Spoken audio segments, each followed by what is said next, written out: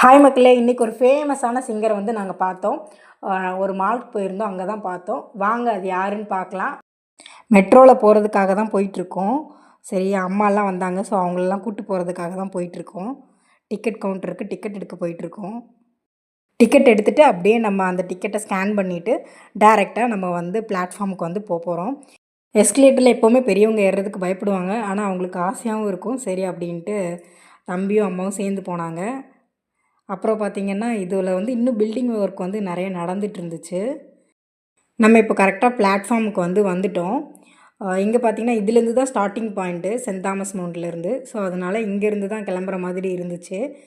Already ஒன்று நின்றுட்டு இருந்தது. இன்னொரு மெட்ரோ நாங்கள் போய் கொஞ்சம் ஒரு 10 மினிட்ஸில் வந்து வந்தது. ஸோ அதில் தான் நாங்கள் வந்து கிளம்புனோம். டேரெக்டாக இங்கேருந்து வடபழனி பிளாட்ஃபார்முக்கு ரீச் ஆகிட்டோம். அங்கேருந்து வந்து விஜயமால் வந்து பக்கம் தான், வாக்கபிள்லேயே நம்ம வந்து போயிடலாம்.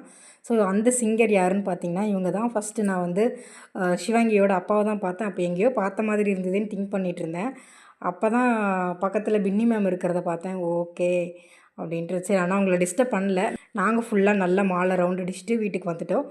ஈவினிங் வரும்போது செம மழை, நைட் ஆயிடுச்சு. நீங்கள் உங்கள் ஊரில் உள்ள எந்த மாலுக்கு அடிக்கடி போவீங்க? கமெண்டில் மறக்காமல் தட்டி விடுங்க. பாய், நாளைக்கு பார்க்கலாம்.